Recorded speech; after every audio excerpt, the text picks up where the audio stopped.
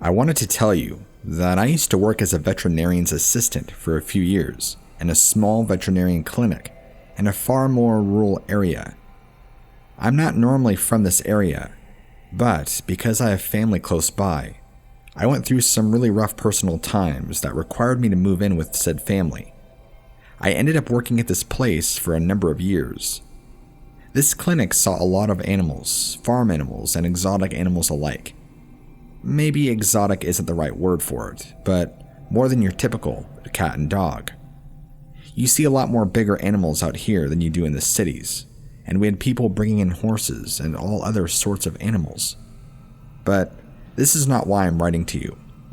I wanted to get some background information cleared out of the way before I wrote to you what is really going on. See, I listened to a lot of these Dogman encounters that you've posted, and I've heard multiple occasions where cats and dogs alike have gone missing. Same with livestock.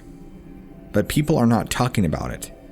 It's what it's like to work in my field where you have people working with animals, and they bring these animals into you who have been attacked by said creatures. I've seen some pretty gruesome sightings.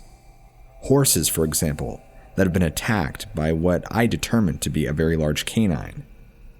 This one horse, for example, nearly had its jugular vein ripped open, and its back leg was severely ripped open.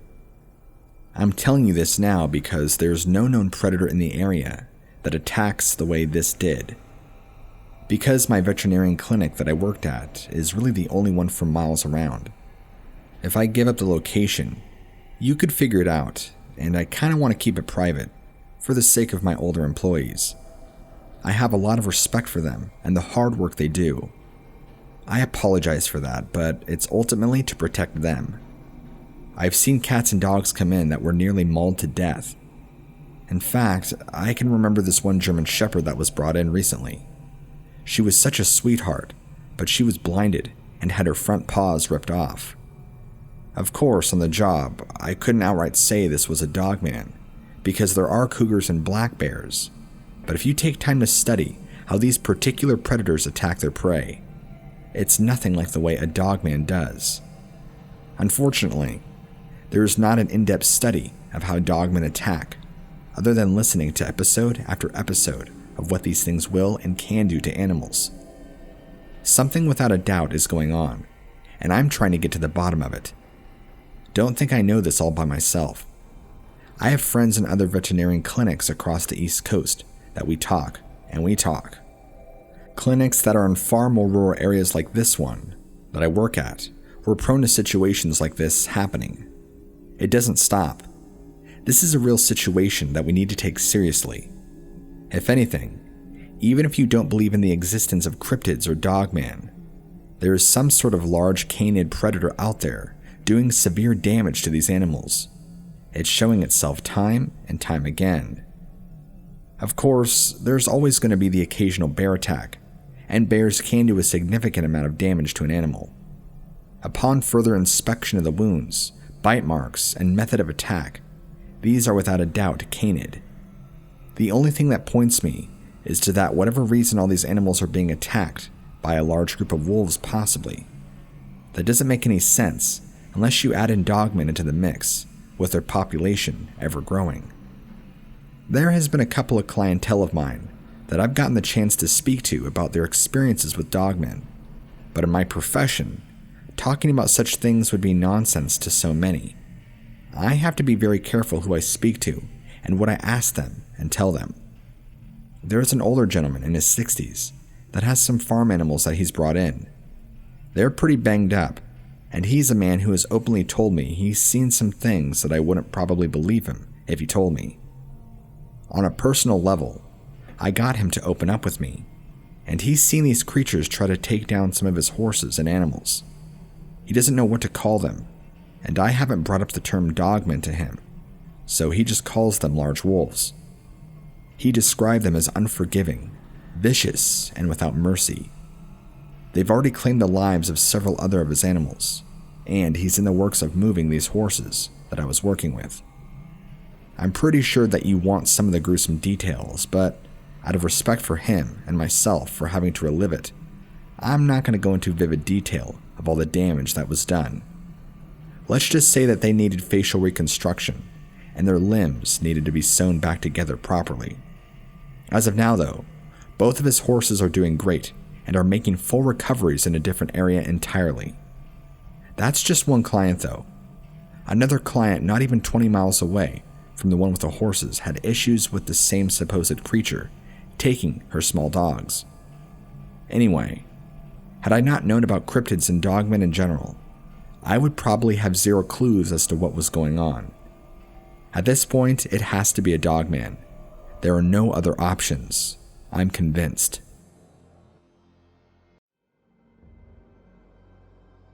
This happened when I was 14, and I was spending the night at a friend's house. Well, long story short, a bunch of family drama erupted at his house, and their family drama got pretty physically violent. I felt very uncomfortable staying the night, so I just decided that I was going to go walk home, which was only about 4 miles away. Even though it was at 11 p.m., I was 14, and I had no real problems walking home by myself. Besides, I did this all the time. This is where my story turns from domestic abusive depressive to horror story turn reality.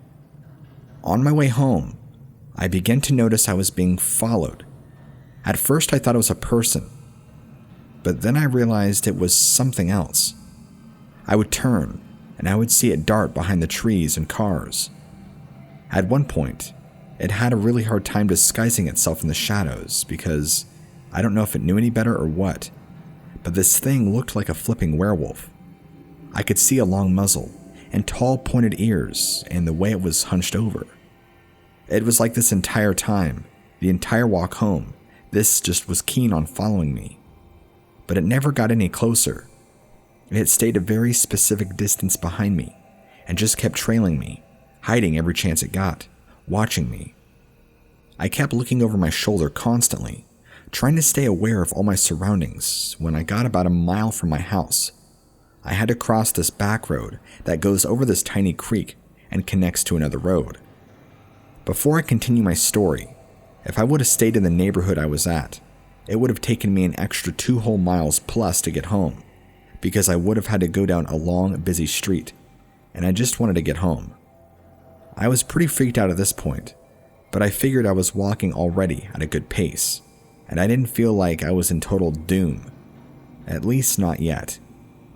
This back road, which is more of just a back road curve, doesn't have any houses on it, and there's a little concrete bridge over this creek, and there's virtually no lights. Look, I understand that 14-year-old me was crazy enough to make this decision when I spotted a werewolf-looking creature following me all the way home, but I felt confident that I would make it, and that if anything, I could always run, since I was a pretty good runner. As I'm walking up to this back road curve area, I could see the bridge in sight. I only had a little further to walk, and the noise behind me had stopped. I kept checking behind me real quick, and I didn't see anything following me anymore. And in that moment, I felt a quick snippet of relief. Maybe I had just been dreaming it. Maybe it was a hallucination. However, that relief was quickly washed away when I heard movement in the woods off to the left of me and the right of me. It sounded like there were multiple people coming toward me in my direction, so I decided to double time it, and it scared me because I thought I was going to get mugged.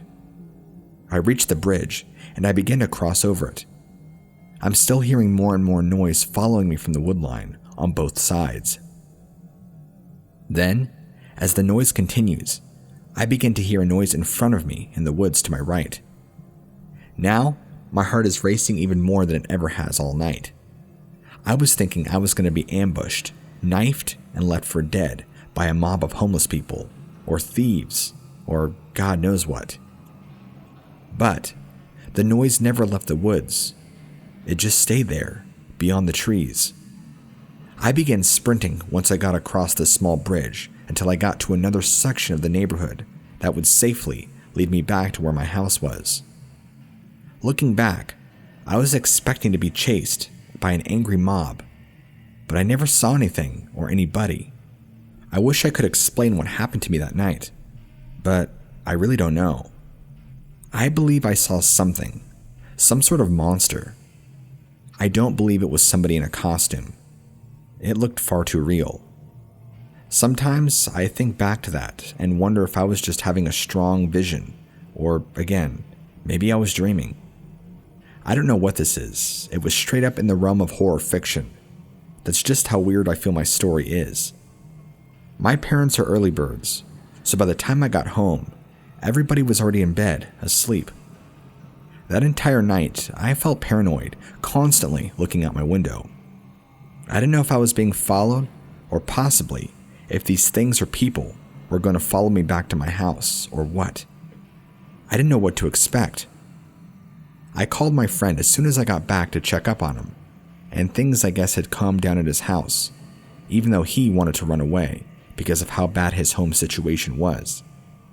I didn't have the guts to bring up what happened to me and kind of put his situation down, even though I felt like I was followed.